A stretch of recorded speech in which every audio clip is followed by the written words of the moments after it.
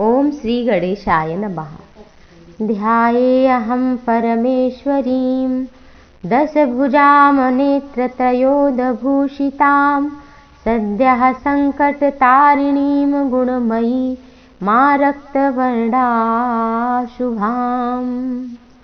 अक्षस्रगजलपूर्णकुम्भकमलं शङ्खगदां बिभ्रतीं त्रयशूलं डमरूं च खड्गविधृतां चक्राभयाढ्यां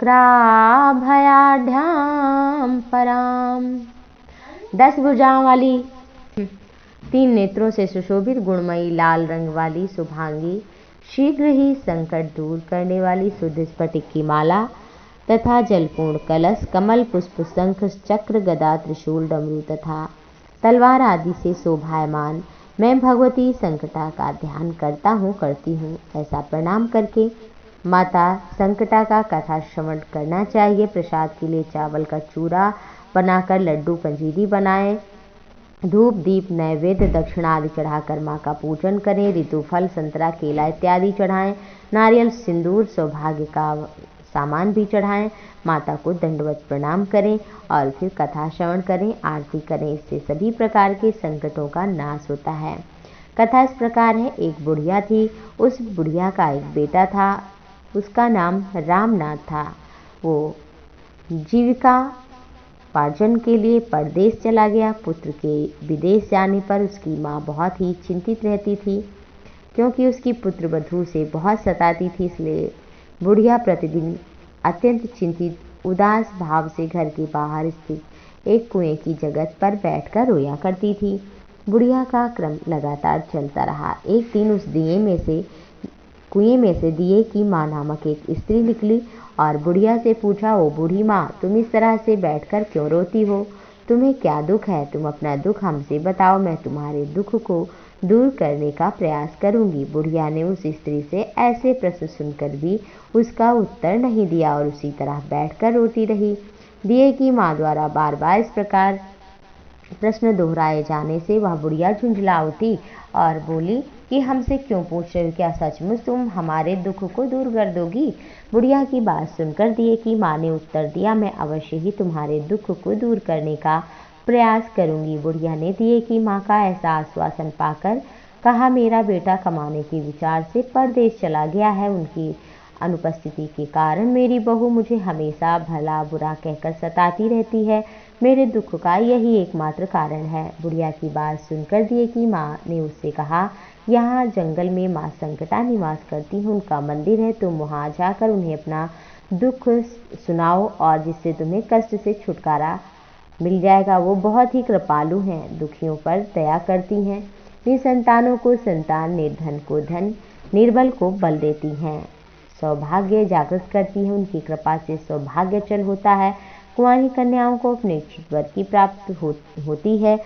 रोगी रोग से मुक्त हो जाता है। इसके अतिरिक्त जो भी कामनाएं होती हैं वो सभी माँ पूर्ण करती हैं, इसमें कोई संदेह नहीं है। दिए की माँ से ऐसी विलक्षण बात सुनकर बुढ़िया संकटा जी के मंदिर गई और उनके चरणों में गिरकर साष्टांग दंडवत करके रोने लगी। संकटा माँ ने दयाल होकर के बुढ़िया से कहा कि तुम किस कारण रो रही हो? बुढ़िया ने कहा, हे माँ, आप सब कुछ जानने वाली हैं, आप मेरे दुख को दूर करें। बुढ़िया की बात सुनकर कहा, पहले तुम दुख तो बताओ। दुख दूर करना ही मेरा काम है। संकटा जी के इस प्रकार कहने से बुढ़िया ने कहा, मेरा पुत्र विदेश गया है। उसके ना रहने पर मेरी पुत्र वधू मुझे बहुत सताती है। उसकी बातें सहन नहीं होती हैं, इसी कष्ट से मैं रोती हूँ।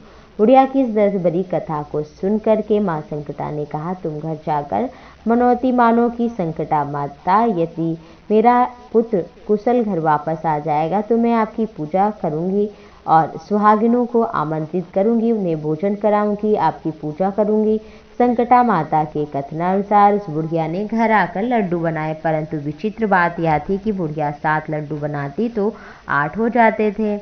इस कारण से बुढ़िया बड़ी असमंजस में पड़ गई कि ऐसा क्यों हो रहा है, मेरी गलती तो नहीं है अथवा अपने आप हो जा रहा है। उसी समय वृद्धा स्त्री के वेश में स्वयं संकटा माता प्रकट हुई और बुढ़िया से कहा, क्या तुम्हारे घर में कोई उत्सव है? तो बुढ़िया ने कहा, हाँ, संकटा माता के लिए सुहागिन स्त्रियों को निमंत्रित किया है, लेकिन लड्डू जब गिनती हूँ तो 7 वो अपने आप 8 हो जाते हैं। मैं इसी बात से बहुत परेशान हूँ।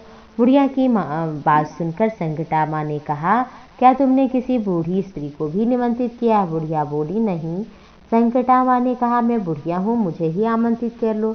ऐसा सुनकर बुढ़िया ने उस संकटा रूपधारी माता बुढ़िया को भोजन के लिए आमंत्रित कर दिया। इसके बाद बुढ़िया के घर पर सभी आमंत्रित सुहागिनें आ गईं। बुढ़िया ने सबको लड्डू और अन्य सामान, मिठाई, भोजन इत्यादि कराया। इससे माँ संकटा की कृपा से रामनाथ के मन में इच्छा हुई, चलो घर। सुहागिनों के भोजन करते ही जब उद्यापन कर रही थीं, तब उसी समय लड़का परदेश से अपने घर आ गया। लड़के की आने की सूचना बुढ़िया को दी गई, लेकिन बुढ़िया अपने काम में लगी रही। उसने कहा, लड़के को बैठने दो, मैं सुहागिन को जिमा कर आती हूँ। लड़के की बहू ने पति आगमन का समाचार पाकर पति के स्वागत के लिए वहां से तुरंत प्रस्थान किया।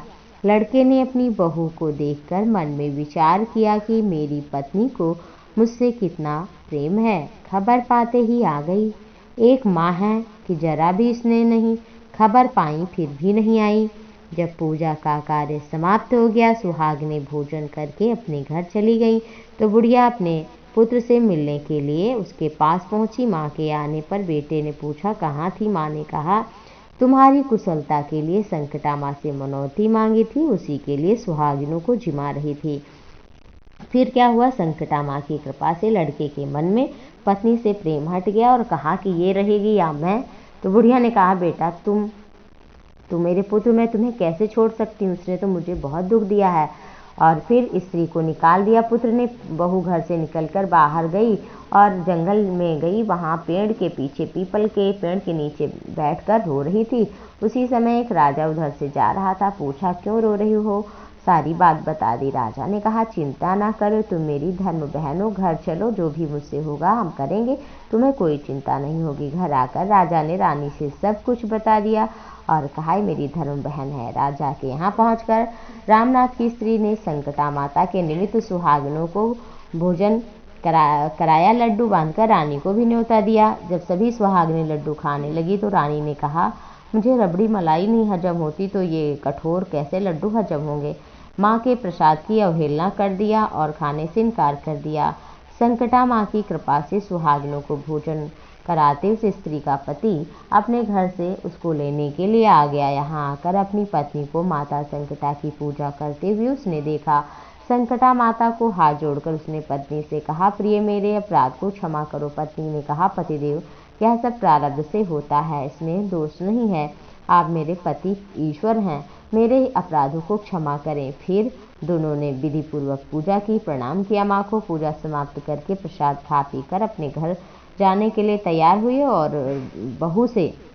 बहू ने रानी से कहा, जब मुझे दुख पड़ा तो मैं अपने धर्म भाई के यहाँ आई, कदाचित कभी कोई परेशानी हुई तो जरूर आना। संकटा माता का निरादर किया था, तो इधर जब बहन गई बहू, तो फिर माता का प्रकोप हुआ। बहू के जाने के बाद राज्य ही नष्ट हो गया। ऐसी विपत्ति में पड़कर रानी ने राजा से कहा, न मालूम धर्म बहन जब से गई तब से नष्ट भ्रष्ट हो गया। रानी ने राजा से कहा, वह जाते समय कह गई थी, मेरे ऊपर कष्ट पड़ा तो मैं यहाँ आई, और जब आपके ऊपर कभी ऐसा ना हुआ तो जरूर आना, उसके घर चलना चाहिए। ऐसा निश्चय करके राजा और रानी दोनों अपनी धर्म बहन के घर गए। वहाँ जाकर पूछा, कहा, मैं तो कुछ नहीं जानती हूँ, मेरे यहाँ संपन्नता फिर से आ गई, इसलिए माँ संकटा की कृपा है, और तो मैं कुछ नहीं जानती। मेरी इच्छा है कि तुम्हारा राजपाट तुम्हें फिर से मिल जाएगा। तुम भी व्रत करो 16 शुक्रवार का, और संकटा माता का पूजन करो, लाल फूल चढ़ाओ और दिन भर व्रत करो।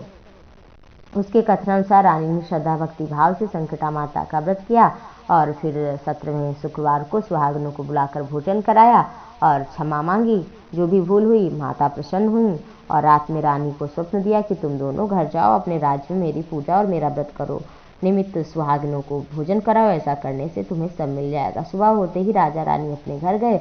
वहां जाकर के स्वप्न के कथनानुसार सारे कार्य किए। ऐसा करने से उनका समय सुधर गया और सारा राजपाट मिल गया। वे लोग पहले की तरह राजसुख भोगने लगे। संकटा माता की कथा जो भी श्रवण करता है, सुनता सुनाता है, नित्य प्रति उनकी पूजा करता है, व्रत करता है, उसे कभी कष्ट नहीं उठाना पड़ता, उसकी कामनाएं पूर्ण हो जाती, इसमें कोई भी संदेह नहीं है।